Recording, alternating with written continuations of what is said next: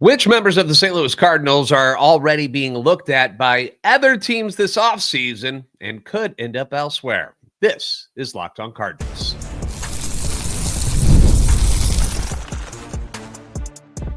You are Locked on Cardinals, your daily St. Louis Cardinals podcast, part of the Locked on Podcast Network, your team every day.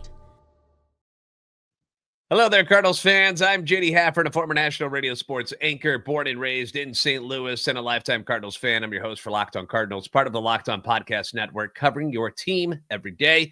Thank you to our everydayers for being here with us throughout the season and now into this offseason. For those of you who are new, welcome aboard. Welcome. Hope you guys enjoy the content. This is a show serving Cardinal Nation and giving you all of the info about the birds on the bat. Today's episode brought to you by Game Time. Download the Game Time app, create an account, use the code LOCKEDONMLB for $20 off your first purchase. All right, today's episode, we're going to be looking at something I learned about Max Scherzer last night. Some news on Albert Pujols and what he is not going to be doing in the very near future. But we're going to be talking about some rumblings about the Cardinals roster. That's going to be the meat of this episode. And it's about players on the roster and players that other teams have been inquiring about and are showing interest in. Derek Gould, who covers the team for STLtoday.com, held his weekly chat on Monday. And it's always a very informative chat, which I always enjoy the chats, like the ones that we do here. I don't really have a chat that I do where it's like a live chat. But when, I take questions and I get responses and stuff from you guys. We call them Cardinal Confessions on Locked on Cardinals here.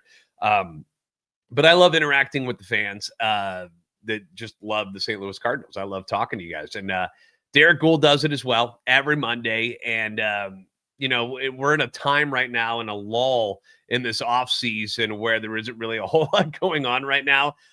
In the league, really, out of the playoffs and managerial stuff. So this time of year can get a little bit dull, a little bit boring.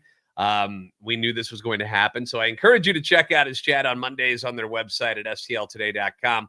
I'll put the link in the description on this particular episode and in the show notes for you. So if you want to go back to it and see all of the things that he talked about. But I want to focus on just a couple of paragraphs that he had in here during the chat yesterday, where he got a question from a fan named Ron about which players will likely get traded. Obviously, this is a question that is going to be asked nonstop for the next couple of weeks. Again, things aren't really going to get cooking in the hot stove offseason until the GM meetings, which don't take place until November. So we've got a few weeks to kind of kill here. And Chaim Bloom warned us about this during his introduction as the new president of player operations, president of baseball operations, not player operations, but president of baseball operations, that, October is going to be slow. There's not going to be a bunch going on here, but November, things will pick up, and then, we'll see what gets done. Gould responded to that particular question about which players will likely get traded by saying, I'll stick with what we've reported, talking about he and the staff at the Post-Dispatch, that the Cardinals will look to trade Nolan Arenado. They are going to engage with teams who are interested in Sonny Gray to see if there's a mutually agreeable deal for them and for the right-hander. They have already fielded interest in Lars Nootbaar and Brendan Donovan, and they will consider hearing offers from them. A few teams are curious what it will take to acquire Nolan Gorman via trade or Alec Burleson, and the Cardinals will have those talks. The return will be key in all of these discussions because the Cardinals may see Burleson as a better fit for their timetable than, say, Donovan or Nootbaar, who are closer to free agency. Other teams are going to circle the Cardinals to discuss catching options, but the Cardinals want to give Herrera time in spring to show he's a catcher, and that will obviously shape their view of depth at the position. Then there was a follow-up question by Jeff, who said, any indication that Brendan Donovan would be traded? That was his question, and Derek replied, could be, yes. Not just indications, but straight-up reporting. It's been the pages here at the Post-Dispatch. Multiple sources have said that the Cardinals will listen to offers this winter and that there are going to be a few teams with interest.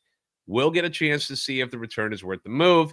He was then asked about Sonny Gray and should the Cardinals keep him. Gould responded, count me in the group that thinks that the Cardinals should command a strong offer for Sonny Gray and that if he's agreeable, the timing is right for the move this winter, not waiting.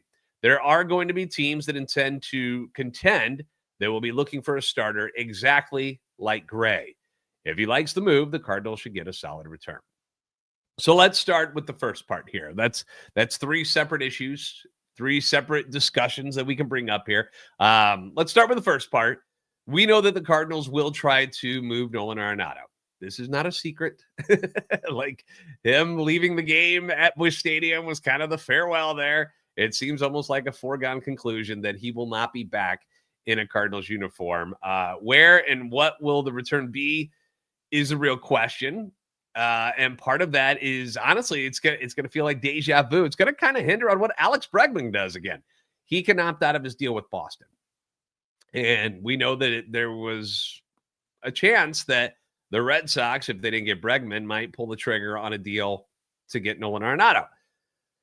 If he opts out of the deal, he doesn't have to, but if he does, which a lot of people think he will, then that's probably going to shake things up at the third base position, because outside of him, there's really only one big name, and that's Eugenio Suarez, who had this monster year with Arizona, was solid with Seattle once again.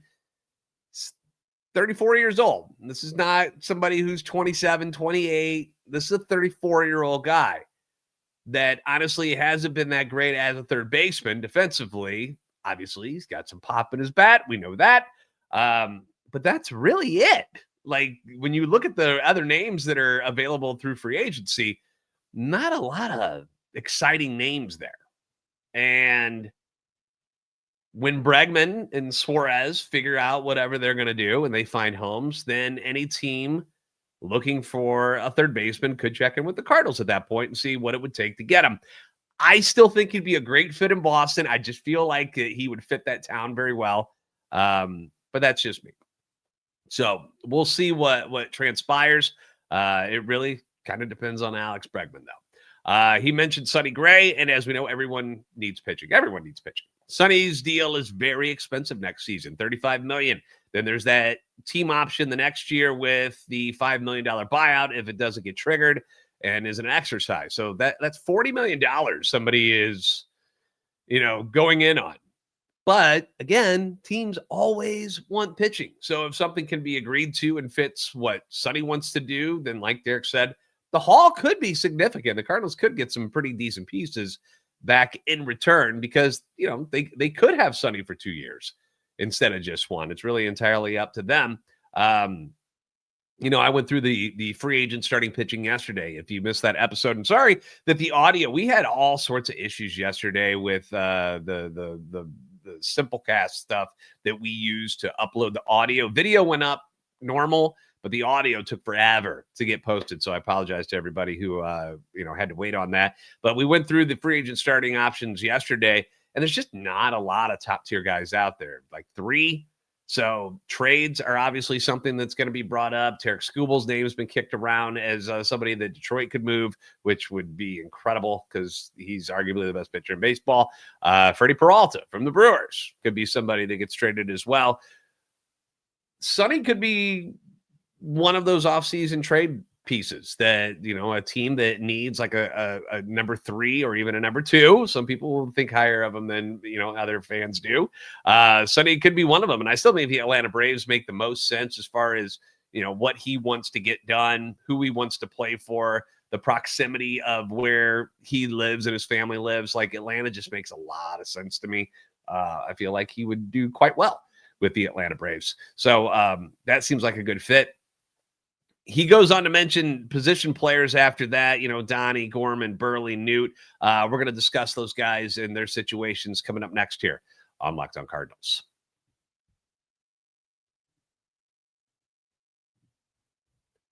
The NFL season is here, and FanDuel has an offer you don't want to miss because right now new customers can bet just $5 and get $300 in bonus bets if you win. That's right. You pick a bet, you put down $5, and if it hits, you'll unlock $300 in bonus bets to use across the app. I told you last week, Patriots over the Titans. Book it. Put it down. That's your easy bet. and it would have paid off for you. So hopefully you took advantage of my knowledge. I love how FanDuel gives you so many different ways to play. You can build those parlays. You can do the player props. You can follow the live lines during games. Thursday Night Football this week, you got the 3-3 Minnesota Vikings at the 4-3 Los Angeles Chargers, which is still weird to say. Chargers favored by 3.5 at the moment. So basically they're favored because they're the home team. Justin Jefferson, obviously the big name on the Viking side. The Chargers have had a sneaky good season from veteran Keenan Allen, who has fit right back in with the Chargers after 1 year away with the Bears. Justin Herbert leads the league in passing yards so far. I don't know how many people thought that was going to happen when the season started because, Harbaugh is normally a run-first type of guy, but they flipped the script and they've been throwing it a lot. So whether you're a casual fan or you just love diving into the stats, FanDuel makes watching football even more exciting when you've got a little something riding on the action. So what are you waiting for? Visit FanDuel.com to download the FanDuel app today and get started. Today's show also brought to you by Monarch. Let's be honest, most of us can't name all our financial accounts. Can you? You don't know what they're worth, do you? Between 401ks, savings, investments, it's easy to lose track. Nobody's mad at you about it, but that means you could be leaving money on the table, and that's not good. You don't want to leave it anywhere else but your account or in your pocket, and that's why you should start using Monarch, an all-in-one personal finance tool that brings your entire financial life together in one clean, easy-to-use interface on your laptop or on your phone.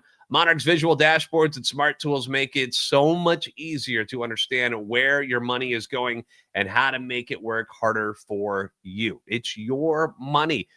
Put it to use in the best way possible so you have more of it down the line. Don't let financial opportunity slip through the cracks. Use code LOCKEDONMLB at monarch.com for 50% off your first year. That's monarch.com, code LOCKEDONMLB for half off your first year.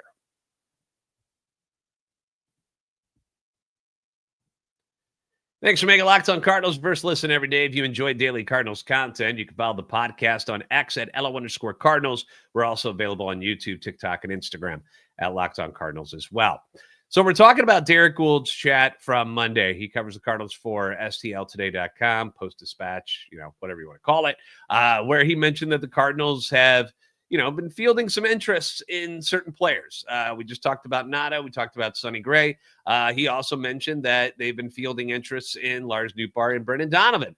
Both of those guys had offseason surgery this year. Donnie had the sports hernia. We know he went through a lot this year. Remember, it was like his toe, and then that was leading to issues. And then the sports hernia, we find out he had to have surgery for.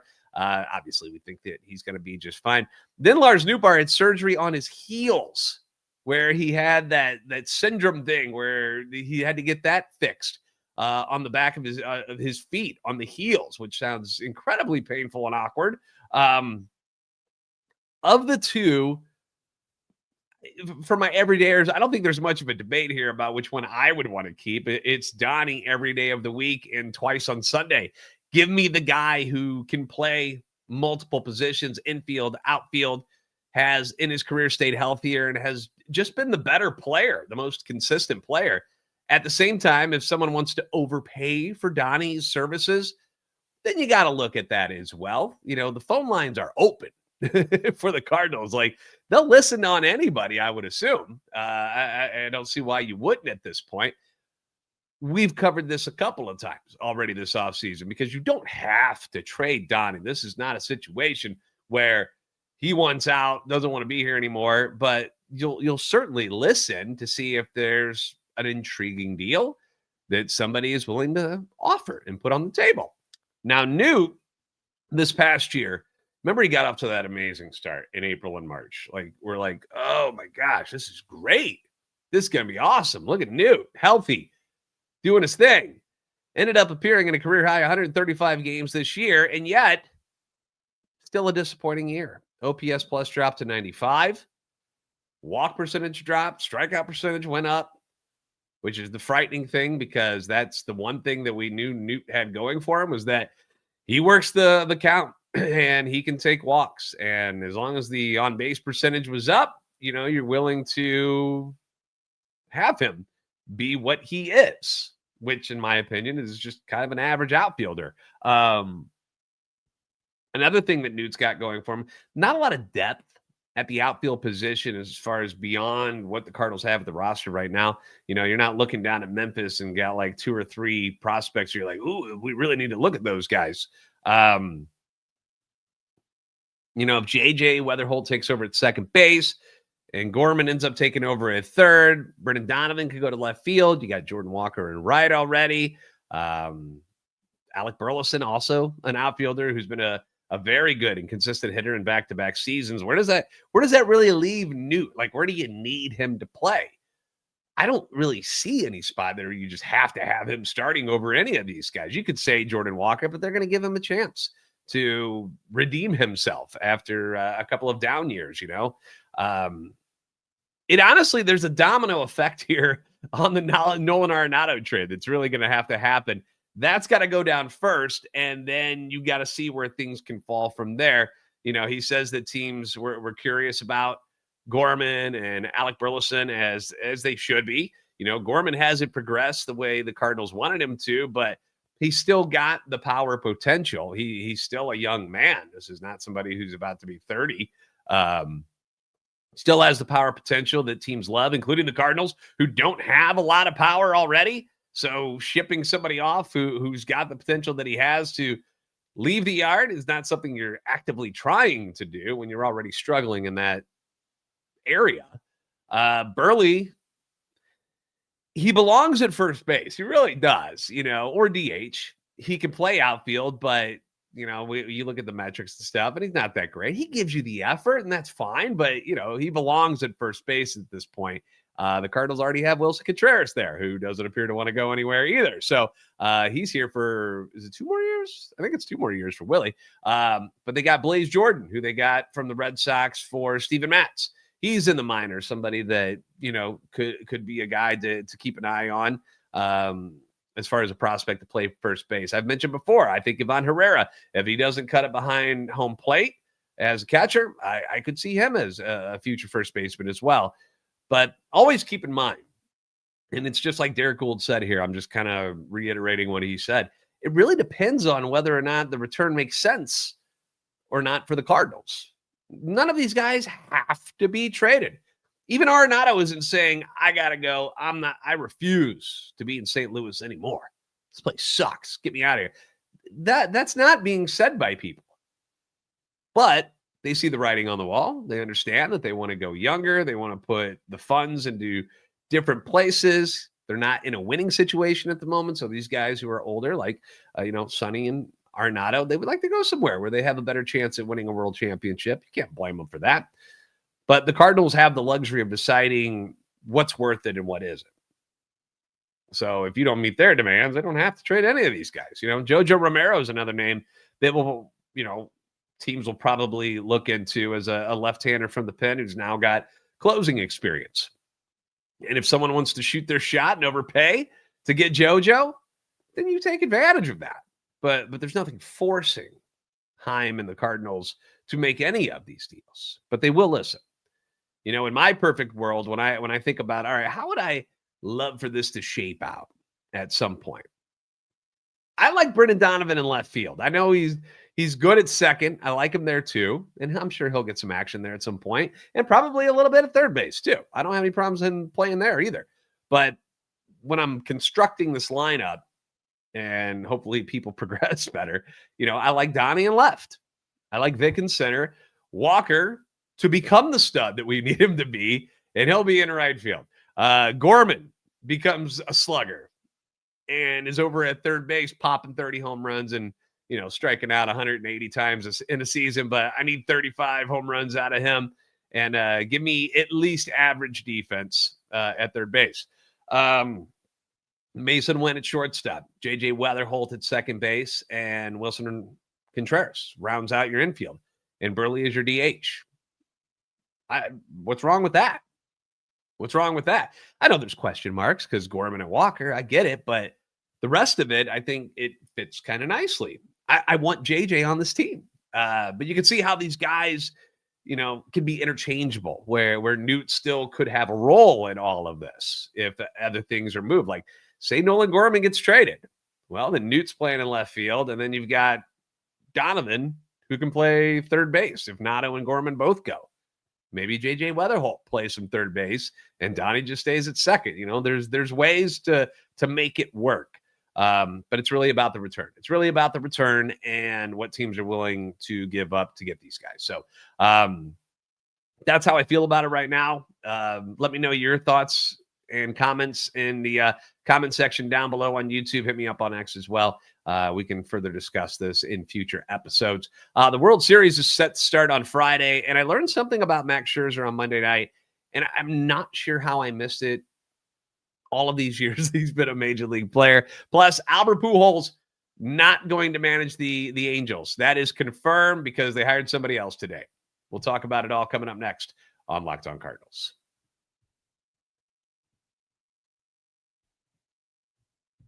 There's nothing like catching a baseball game live. The energy, the crowd. Did you see the crowd in Toronto on Monday night? Holy smokes. That was cool. That was pretty cool. The chance to see your favorite team, your favorite players in person. And it doesn't have to be just baseball. Like tonight, the Blues. Why I'm wearing this jersey on the podcast today. The Blues in action tonight. The Kings are in town. But getting tickets to go see your favorite teams and players, that's the tough part. You deal with a lot of issues like login screens and queues and surprise fees. Takes the fun out of it. So you should use Game Time like I do because it's the app that gives the advantage back to fans. It's fast, it's easy, backed by their Game Time guarantee.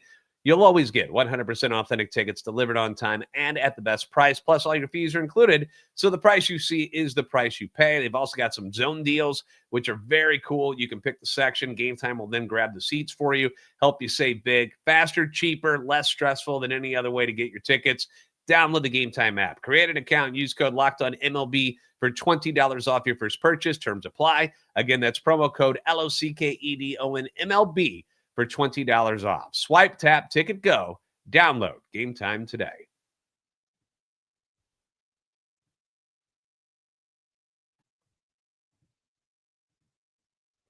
Thanks for making Locked On Cardinals your first listen every day. For your second listen, check out Locked On MLB Game Night. Every game, every night until the World Series champion is crowned. Get local analysis, but on a national scale. You can find MLB Game Night on the Locked On MLB YouTube channel or wherever you listen to your podcasts. Last night we were on there, and it was the Toronto Blue Jays guys were so excited for obvious reasons. They're going to the World Series, but then we saw the other side where Ty Dane Gonzalez, who does Locked On Mariners, and how just like his heart had been ripped out. Like he was so upset. So you're not going to get that from any other podcast companies. These are fans that talk about their favorite teams, and stuff like that hurts. We've all been there, right? As Cardinal fans, we've celebrate the championships and then the agony of defeat as well. A guy that was having a good time last night was Max Scherzer. Max Scherzer and the Toronto Blue Jays are going to the World Series for the first time since 1993 after coming from behind to beat the Mariners last night in Game 7 of the ALCS 4-3. After the game, they interviewed Vladdy Guerrero Jr., who won the ALCS MVP, hit almost 450. George Springer, who hit the go-ahead 3-run home run in the 7th inning to give them the lead. And then St. Louis native Max Scherzer hopped onto the headset and was getting interviewed and having a blast in the clubhouse at age 41, as he should. He was so excited. And then they start talking to him. And for the first time, I realized that Max Scherzer has got 2 different colored eyes. I've never noticed this before. I've been apparently under a rock. Normally I am pretty observant at stuff. And I just have never paid attention. I got a photo up on the YouTube feed right now, and look at it. 2 different colored eyes. And I don't know how I missed it over the years. Never paid close enough attention, I guess, but the Chesterfield native has been in the league for almost 20 years now, and I just noticed this last night. Heterochromia iridium is what it's called, and I don't want to say he suffers from it because it doesn't hurt anything. It just makes his eyes different colors, which is pretty wild and cool looking. I forget which X-Men movie, X-Men Past and Present or whatever the hell, however you say, that he talks about it in there because he's talking to a girl at the bar that's got 2 different colored eyes. And he's like, it's a mutation. But anyway, I just thought that was funny. I don't know if anybody else noticed. I also noticed all the fun that he was having and how much this man loves winning. And that basically, in my opinion, squashed any dream of mine that he would ever play for the Cardinals before he retires. He's 41 years old now. If the team was in a better position, then perhaps he would consider coming back home. But why would he come here while the team's in the situation it's in right now? Like, dang it. Would have been awesome. Would have been awesome to see Max Scherzer, but I don't know why he would sign anywhere but any of like the top 6 teams with a chance to go to the World Series. Speaking of which, game 1 between the Dodgers and Jays will take place on Friday night in Toronto. I know we don't like rooting for the Dodgers because, you know, they're the favorites and they spend the most money, yada, yada, yada. But this is now kind of America versus Canada in the World Series. So are the Dodgers America's team in the series? Like, is all of America gonna back the LA Dodgers now just so that, you know, hey, America, we win the World Series, as opposed to Toronto, who was trying to win it for Canada? All of that aside, I'm going to take the Dodgers in this one. I'm going to take their rotation of Snell, Yamamoto, Glasnow, and Ohtani over Gausman, Savage, Bieber, and Scherzer. Give me the Dodgers in 6. I don't see how that I can't see that they sweep like they did the Brewers, but I could see them winning in 5 too. That starting pitching has just been so dominant. So they're very good. They're very good. Also news from LA, Albert Pujols is not going to be the manager of the Angels. Instead, they've hired Kurt Suzuki as their new head honcho. He's been like an assistant to the GM and has never managed in the minor leagues. Or why do teams keep doing this? He's never managed in the minors or at the major league level. You're in charge. Go get him. The Cardinals have done this with 3 managers in a row, and where they didn't have major league experience. And I don't know. It's just weird that they just hand the keys over to situations like this. But according to John Heyman, Pujols and the Angels couldn't line up on a contract as well as on coaches and resources. Okay.